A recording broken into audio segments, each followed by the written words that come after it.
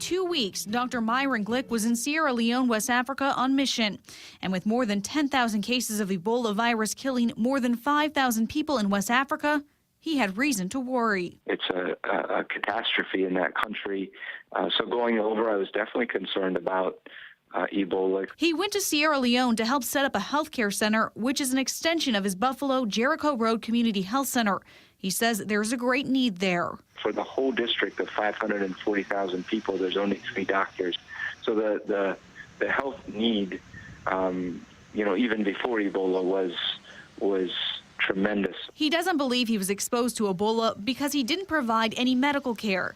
But even though he wasn't exposed, now that he's home, he's taking his temperature 2 times a day to make sure he doesn't start showing symptoms. I have to contact the health department twice a day and let them know how I'm doing and what my temperature was. And I have to do that for 21 days. But I'm free to go around the community. He believes Governor Andrew Cuomo and New Jersey Governor Chris Christie are overreacting by putting a quarantine in place for all returning medical workers who were in contact with Ebola in West Africa. I think if the governors really looked at the science and at the facts, they wouldn't have taken this step. I think it's more out of fear. It's more the politics of it. Dr. Glick doesn't think people in the state should be worried about an epidemic because there's a healthcare infrastructure. He thinks our focus should be on those in West Africa. The cases are rising exponentially.